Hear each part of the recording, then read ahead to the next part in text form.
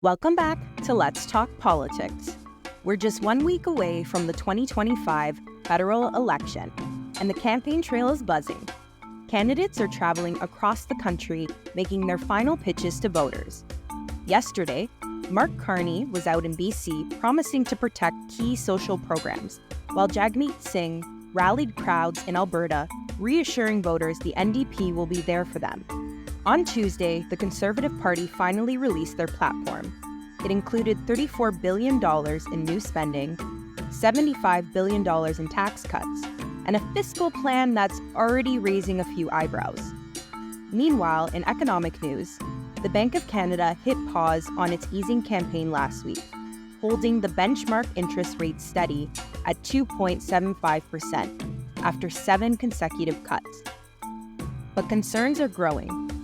Due to the ongoing trade war, economists and the Bank of Canada alike are warning of downward pressure on the economy. And just yesterday, North American stock markets got a boost, fueled by renewed hope in U.S.-China trade talks, and a rare moment of calm from President Trump, who reassured markets he has no intention of firing Fed Chair Jerome Powell. Joining me today to unpack all of the political and economic chaos, both in Canada and the U.S., is Conal Slobodin, Vice President at Crestview Strategy in Ottawa. Originally from the Yukon, Conal is an expert in public policy and government relations. He spent nearly a decade working across sectors like natural resources, immigration, retail, and life sciences, both in the public and private sector. Today, he's here to break down how this election is shaping up, which parties and policies are standing out, and what he's seeing and hearing about the move of the country right now.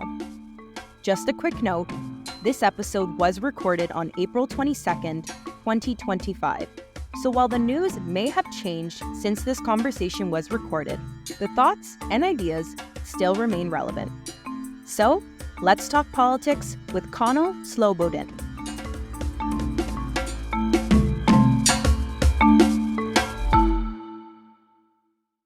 Conal, thanks so much for coming. My pleasure. Thanks for having me. So I want to kick it off right off the bat. We're in the thick of the 2025 election, 1 week away until Election Day. What's your read on the mood of the country right now? Is there an appetite for change, or do you think we'll see another Liberal government form? That's a great question. I would say that there is an overwhelming desire to change. The question is whether you think that we've realized that change. I think if you go back 4 months ago, everybody wanted Justin Trudeau gone, largely speaking.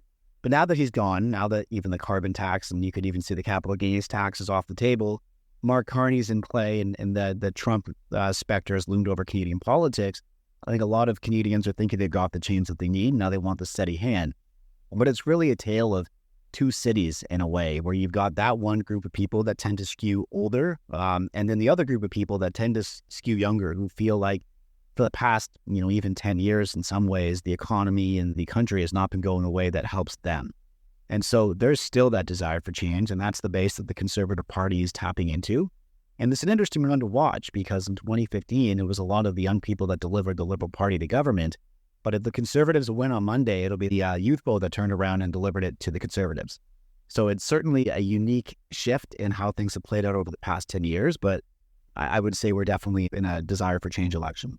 There's definitely a unique aspect with the demographics in this election, as you pointed out. We're seeing youth, primarily younger men, going towards the Conservatives. We're also seeing older women, I think over 55, are predominantly more pro-Carney.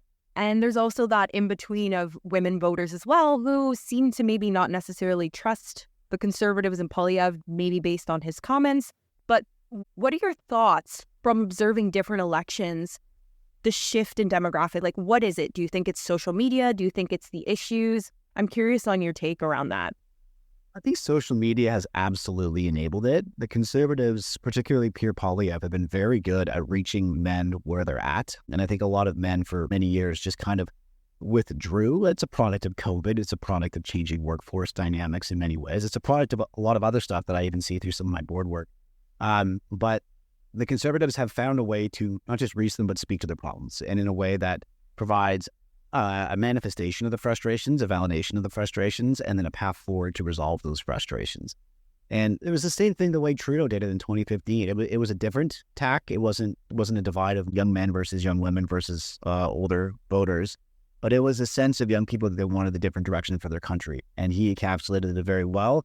Arguably began to lose that demographic over the last few years, and he's handed it over to Poilievre. And credit to Poilievre for really recognizing a generation that is calling out for a little bit of assistance, and he's leaning into it. And I think that is something that the next prime minister really should think about, is what we could do to bring young men in particular, people under the age of 40 to 35, families trying to find their way in the workforce back into the fold and make this a more inclusive political constituency. Good points. And I want to dive into Poilievre's messaging and this need for change. That's been his shift in slogan before it was Axe the Tax. But what is it about the change? Because here, Poilievre has been criticized by many people, both voters and politicians, strategists, about he was a bit late to the game with shifting his campaign strategy to focusing on tariffs. There was very much this prominent Canada's broken, we need to fix all the damage that was caused, but there was that late in the game shift. Do you agree with that? And why do you think maybe that happened? Well, I definitely agree. It's funny. I mean, we're in the hockey playoffs, so I'll use a bit of an analogy. Donald Trump has sort of become the semifinal game for this election. And the final is an affordability piece. But if you're not speaking on the Donald Trump piece, you're not going to be able to speak to the affordability piece, because for a lot of that centrist vote, that sort of Gen X vote, that and sort of male boomer vote, that is what they want you to speak about, know that you handle it. And Poilievre's done a couple of things where I feel like he's not maybe taken full advantage of that or recognized the moment. An example would be when he shows up in places like Sault Ste. Marie and Hamilton and Windsor. It doesn't really acknowledge that the Trump thing is going on at all. Even when Chrystia Freeland pushed Justin Trudeau out, or began the process of pushing Trudeau out in December, and she gave this big long letter about how we needed to be prepared for the moment of dealing with Donald Trump, he came out and he said that day, this is why we need a carbon tax election. And that, in my mind, is their own goals, to stay on the hockey analogy here.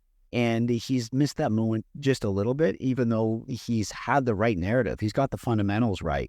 I think he just needs to recognize that there's an extra game he needs to play. Well said. And as we're talking about Trump, and as you mentioned, he and the threat of U.S. tariffs have become really the unexpected star of the election. I think if we look back before he got elected, the conversation was very different. The polls were very different as well. We'll get into that. But it sucked a lot of oxygen, I think, out of the room. And maybe it's just me, but I want to lean into this point about, I feel like this is the first time in recent memory that we've seen so many Canadian politicians popping up on American news. And from your communications background, I'd be interested in your take on this. And we could point to Mark Carney. He kind of soft launched his leadership on The Daily Show. Chrystia Freeland went on Real Time with Bill Maher. And Doug Ford, has been doing his rounds on CNN and Fox News, especially when he came out about that energy security piece with the U.S. So what do you make of this? What's the strategy behind showing up on U.S. media? And do you think it actually benefits these politicians and their popularity back at home? I love that question for a number of reasons. One is, yes, I think it definitely plays very well with the base back home. People want to see their candidates on TV. They want to see them out there. If it's a good hit, it can be cut and pasted for social media time and time again. That was one of the benefits of some of the Mark Carney stuff. Poilievre, even with Jordan Peterson, even though Peterson is a Canadian, it's more of an American audience. So if you go back about 7 years ago, when we were in the middle of negotiating the NAFTA agreement to what became CUSMA, there was a lot of focus bilaterally on Canadian politicians going to the United States, meeting with particularly Republican border state, southern U.S. congressmen, senators, governors, put that political pressure on the Trump administration. That kind of went away as a product of taking a victory lap on the negotiation, a product of COVID, and then I think a little bit of complacency. Now that's also shifted to, you've got to reach the actual voter. That is the one that is going to start to move the Americans, particularly the Trump White House, more than anything. The concern about their well-being, the concern about their financial security, the concern about their jobs. I mean, going to where Americans are at on Fox, on CNN, on MSNBC is a very effective tactic. I think what's really missing, though, is the ground, the air war, where the hits are great, but you got to reach Americans on a greater presence. And we took all those ads, those billboards in different U.S. states about how a tariff is really a tax on your food or your products. And that's great. But, we run ads on Canadian tourism in all these different markets. We should be running social media ads, television spots, multi-million-dollar campaigns to really drive home the value of Canada and begin to try to move that U.S. Metric. Because right now, the only real person they're hearing this from is Donald Trump and the people around him. We got to get our story out there in the Rust Belt and the U.S. South and the border states. And we got to see more than just our politicians speaking in the news. What do you think the story is that we have to tell? And like Canada, there's so many, I think, things we can point to with our diversity, multiculturalism, healthcare. The commercial that comes to mind, and I'm sad I haven't seen it in a while, but like the good things grow in Ontario. Like I want to see that back. I get a lot of Newfoundland ads, but I'm just curious. Yeah, what does storytelling mean to both Canadians and Americans, and will that be enough to? I don't know if the purpose of it is to drive tourism or give them an understanding of what's actually going to happen to their wallets. It's a great follow-up. First of all, it shouldn't try to be clever. It should be very direct. It should speak to the financial, economic, and even just security well-being of the Canada-U.S. relationship, how we are different but unique. We've got that long history. I think it was summed up in many ways very well by Justin Trudeau in one of his last press appearances where he talked about Canadian soldiers fighting in Kandahar, fighting in the beaches of Normandy. I think it was back when the tariff response first hit. But then also how our jobs are interlinked and what it means and what it does and how we are those reliable trade partners. I think when we focus on rhetoric like the 51st state with the Americans, we're playing yesterday's game. If we're focusing on the fentanyl argument, we're already behind. And I think we've got to get ahead of the curve. And that's been a bit of a problem on, I think, the response to the Americans to date. They'll talk about what they need, what they want, what they're looking for, why we're not that problem. And you got to get to the voters. We should be doing some deep public opinion research on some of that stuff and really getting ahead of it and understanding what they want us to say as well. So that's what I would recommend. What the ad buy is looking like, I leave it to the experts, but I think that's what we should be doing. And I wouldn't complain at all if we took out millions of ad buys right now on this one because the stakes are just so high. And as we're talking about messaging, what is your hot take on how the major parties are running their campaigns this time around? What's standing out for you, good or bad, from each of them? Oh, God. I don't think this has been a very great campaign, to be honest. And there are a number of reasons. One is we talked a little bit about the Conservatives failing to adapt to Donald Trump. But part of it is also the Liberals failing to drive that point home. In the past 10, 15 days, they've really stopped talking about Donald Trump and the 51st Day piece and the New World Order. Carney's quick to jump on that everything has changed, but he stops reminding people why. And I think for the Liberals, you're starting to see things soften up a little bit, and that's a risk. But for the Conservatives at the beginning, they really, as I said, failed to get into that qualifying match. The other piece that I think is a little sloppy, and I'm not a campaign strategist, so I sit here from my armchair general position, but everybody knew this thing was coming. This wasn't a snap election, per se. Everybody was asking for it 6 months ago. It's been a minority for 3.5 years. Why do we have no candidates? I understand from the Liberal perspective, maybe, that they didn't have a lot of people wanting to run in a losing proposition. But the Conservatives didn't seem to have a lot of star candidates. They had a lot of candidates that they kicked out last minute. The Liberals had the same problem. It's surprising that they seem to be caught flat-footed.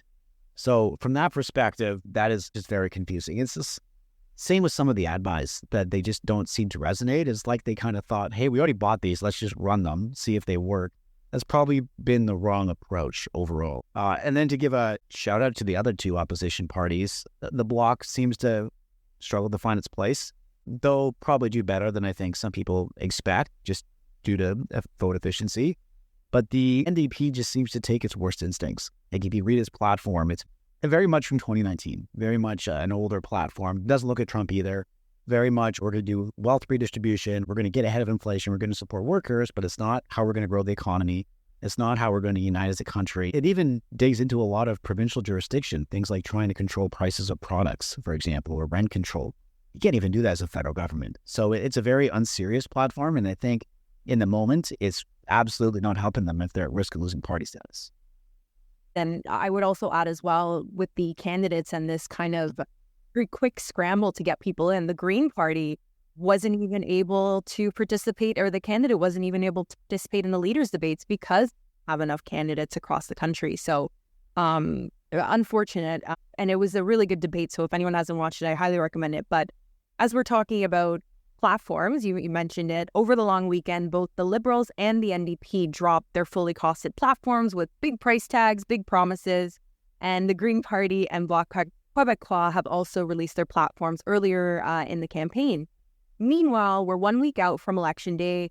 The Conservatives haven't released a full platform yet. There's rumors it might be coming out maybe today. And the only thing we've got from them are one-off announcements and just a video starring former Prime Minister Stephen Harper endorsing Pierre Poilievre, kind of coming out of his retirement, I guess you could say, which has some undecided voters wondering, where are the details? If we do want to vote for you, where are they? Do you think that this is all part of Poilievre's strategy of holding off and releasing a full platform? He's been getting heat for not laying out a clear plan on how he'd handle tariffs, as we mentioned.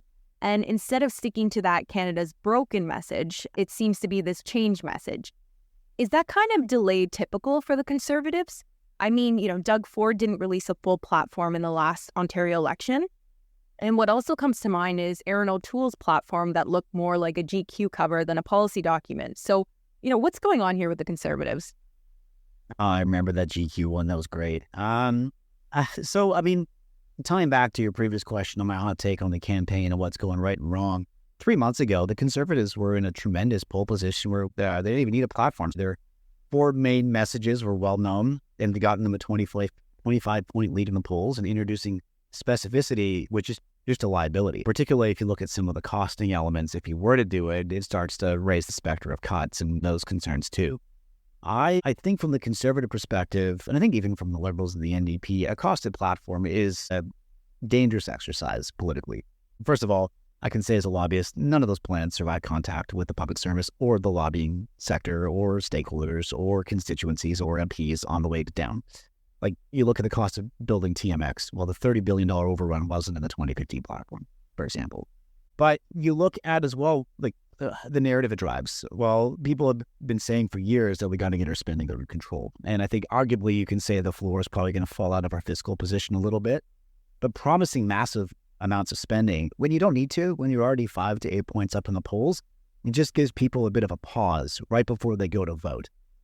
For the Conservatives, it's the same thing. I think that they should just stick to the high-level messaging, and they've largely done that, but they've also avoided talking about tariffs, as you've said, which undermines them. So they'll introduce this platform. It's probably going to be what they've already announced largely. And unless it speaks to the issue on the table, I don't think it's necessarily going to be a great thing for them either. I think it's a bit of a distraction. I talk to people who are considering voting Liberal, and now they're looking at the specifics of the platform and saying, well, maybe that's not as far along as it should have been. What does that mean? Why do they stop there? You didn't even need to have those conversations. And I think as a result, maybe they should have not released it on any front, to be honest, or just say, if elected, I'm going to do these 4 priorities, very much to what Stephen Harper did in 2006, or just narratively, as Doug Ford did to the most recent election in Ontario. That works. I don't think people were looking at Mark Carney and saying, you're 4 weeks on the job, we want you to have the most detailed platform you can think of, or we won't vote for you. They were voting for him based on his management competency. So I think it was a risk. We'll see what effect it has on votes overall, but that's not a move that I would have done personally. Mm-hmm. And I take your point, because the headlines right now are not what's actually in the platform, specifically for the Liberals. It's how much federal debt are they going to add with this plan? And that's really taking up the air when it comes to not the interesting policy proposals they're putting forward, but debt, 130 billion in new spending. And that's been the biggest criticism from the Conservatives is we vote in another Liberal government, it's going to be more spending.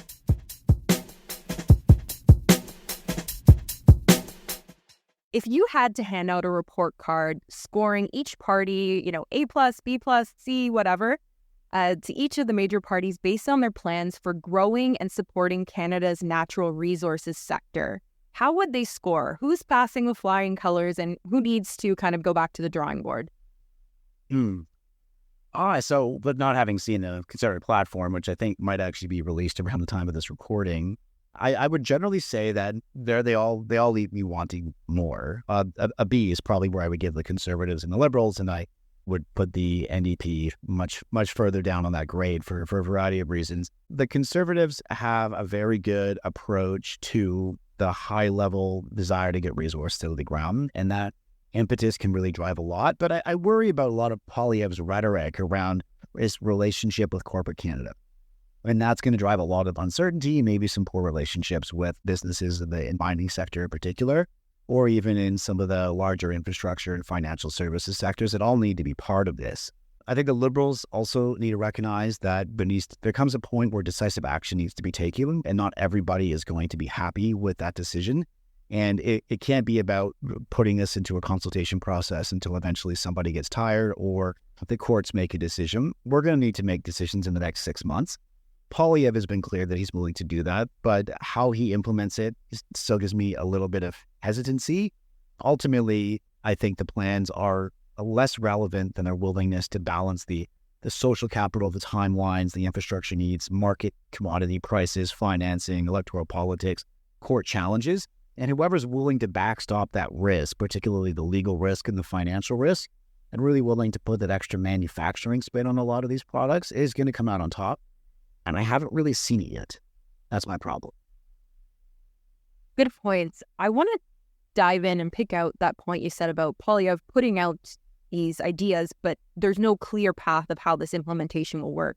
Again, another criticism he's gotten is he's very much demonstrated himself as an attack dog in politics, but it's unclear if those skills will translate when it comes into a leader position. What is your take on Mark Carney? He's also characterized as a bit of a technocrat who could maybe get things done, but sometimes in his media, there's a bit of a disconnect when it comes to understanding how people are going to absorb this stuff. But I'm just curious on, do you think those characterizations of both of them are fair, or what's your thoughts around it? Oh, it's probably fair to some extent. I don't know either of them personally, of course. I would say that at the end of the day, delegation is key to any effective leader, even when it comes time to communications. You look at, again, tying back to the point about the need for star candidates, those are the people that are going to be your messengers, whether it's on national news or just in the communities and with stakeholders. And if you don't have people that are willing or are capable of driving an effective message that aligns with your vision, you're really going to struggle. And I look at other big elections where we changed governments. It was very clear to see where the next cabinet was coming from. Doug Ford, people like Peter Bethenfalby, Christine Elliott, Carolyn Mulroney. These were star candidates where you thought, hey, you know what? I can see my cabinet in that group. Same thing with Justin Trudeau in 2015. And to an extent, Carney's picked up a number of star candidates in this election, like Greta Robertson and Evan Solomon, and even Carlos Leitao in Quebec.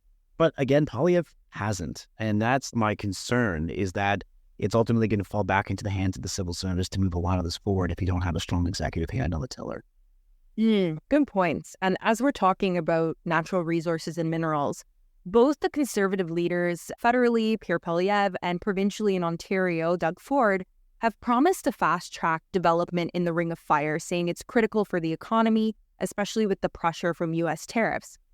But Indigenous leaders and local communities are pushing back really hard, calling out the complete lack of consultation and disregard for First Nation and Indigenous rights. What's your take? Can development in the Ring of Fire move forward in a way that respects Indigenous sovereignty, or are we watching history repeat itself? Great question. I come at this from the perspective of a kid who grew up in a mining jurisdiction where the economy was either government or it was mining. And I think when we look at the Ring of Fire, consultation is sort of misconstrued differently for different purposes. I think we've been consulting on the Ring of Fire for 20 years at this point. But what are people looking for, I think, is the question that we've got to double click on a little bit. Some communities want more economic benefits and jobs, and they're very right to claim it. Others have very real concerns about the environmental protection needs of their communities, and if these proponents are going to be in a position to do remediation work. I think that's very valid. My home jurisdiction just had a massive mining failure that's going to cost probably a couple $1 billion to clean up. It's a real concern. But then we also need to recognize that a lot of people just don't want this stuff to be built. And the government needs to play that role that says, all right, well, we decided this thing is going to get built, and we are going to push it forward a little bit. And the Liberals have demonstrated the willingness to do this a couple of times. They did this on LNG Canada. They did this on the Trans Mountain expansion. They're going to need to do it on the mines. I think the Ford government's willing to do it. But I don't think that's enough. Like, coming back to my point about willingness to backstop risk, the government also needs to do that. They need to do, for these proponents, an element of mitigation that says, well, if this goes to a court challenge, we're willing to sit there with you and do it. We'll backstop a lot of your financial risk. We're going to move this thing forward and deal with the fallout afterwards. We're maybe going to cover that delta on what it costs to build this thing. They did that on LNG Canada. They did that on TMX. They're going to need to do it here. No CEO is going to be able to go to his board of directors or his shareholders and say, well, we're going to try. And then if a couple of years this thing gets stopped and we've sunk billions of dollars into it, and I can't promise it, but please give me more money. That's not going to work. So the government needs to be a clear partner on this thing to get it built. And that's also going to need to be in there and figure out what some communities need and what other communities are going to have to live without. Mm-hmm. And community is a huge piece when it comes to being that vocal advocate. And I want to point to, you mentioned your background growing up around mines. You're originally from Whitehorse, Yukon. So I want to ask you, let's talk a little bit more about Northern Affairs. I think more broadly, what is Northern Affairs capture? Because I think it's a broad context. I think a lot of Canadians, myself included, don't understand the complexities of both the environment and communities up there. But, I'd love to hear your perspective on explaining what that is, and then what your take is on each party's approach to Northern Affairs. Well, thank you for asking that question, because it's obviously one that's near and dear to my heart. Northern Affairs has very different definitions depending on how you look at it. You got the Arctic, which is not where I grew up. I grew up below the tree line in an area that wasn't what you imagine when you think of Arctic sovereignty. Then you've got the territories, the three of them, and they're each very different, very unique, very different economies. Some are connected more than others. Then you've got the Inuit-Nunavut piece, which is Nunavut, Nunavut in Labrador. You've got NWT in Northern Quebec. That's very different. And then you've also got what some refer to as the provincial north. And that is sort of that bleed into provinces. And I would argue like northern Saskatchewan and northern Manitoba in many ways are way more remote and more northern than some pieces of the Yukon, for example. The same with anybody along the Hudson Bay. We look at the federal government, Northern Affairs generally stops at the territories. And I think that could be a little bit of a mistake. I think everybody's dealing with a lot of the same issues. Credit to Carney, he was born in the Northwest Territories, so his platform has a little bit more relatability, I would say, with the territories. He's done a good job of calling out certain projects that he would like to support, whether or not there's business cases. I think that we'll have to see. But one of the things that really stands out with Mark Carney that it didn't with Justin Trudeau is a sense that there is a dual purpose to Arctic sovereignty. It's not just defense, it's about quality of life, it's about economic development, it's about jobs. It's not just about Indigenous intergovernmental relations too. There's a huge part of the territories that is not Indigenous, but they need to be blended together. I think there's a lot of success in the North when everybody works together on the stuff.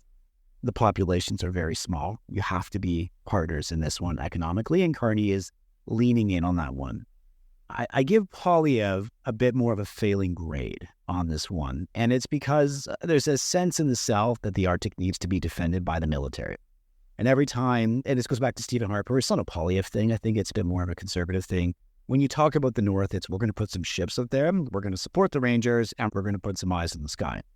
That is important, but that's not what we need to support Arctic development. It's really about building out the quality of life, the presence, the economic development, the social and civilian infrastructure in these places. And the CFB Iqaluit stuff doesn't quite do it. And this is as an aside. If you're going to build a military base in Iqaluit, it's going to require a lot more than a runway and a bunch of fighters. You're looking at needing to do port infrastructure, water infrastructure, wastewater, housing, new schools. That's not part of the conversation. And so I don't think elements of that part of the platform are feasible. The Liberals have done a better job on it. I would say overall their Northern Affairs grade could have been a lot better over the last 10 years.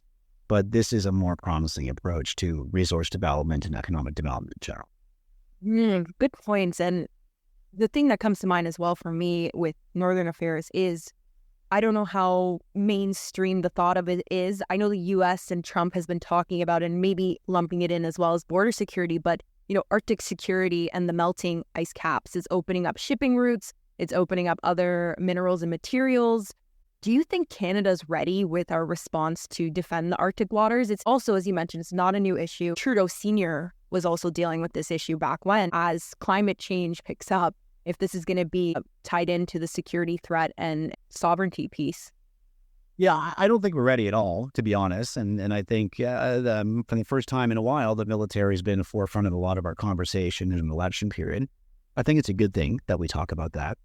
Arctic will very much be part of the conversation. I mean, one of the very first things I think about is if we have to start paying for our own aerospace security as the U.S. maybe retrenches on some of that relationship, even with NORAD, that's part of it.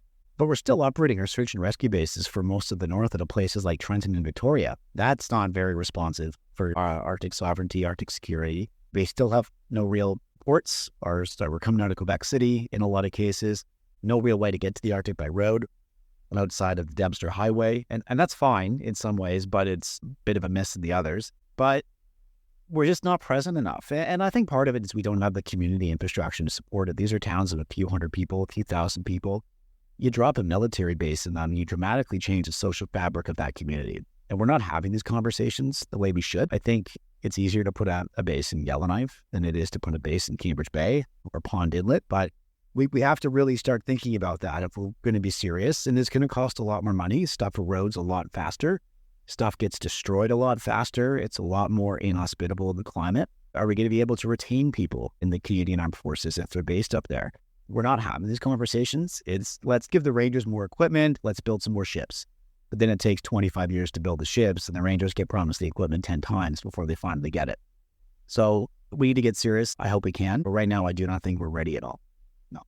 Yeah, and I agree with you. And we haven't even touched on cybersecurity being a whole other can of worms of where I think Canada is falling behind on.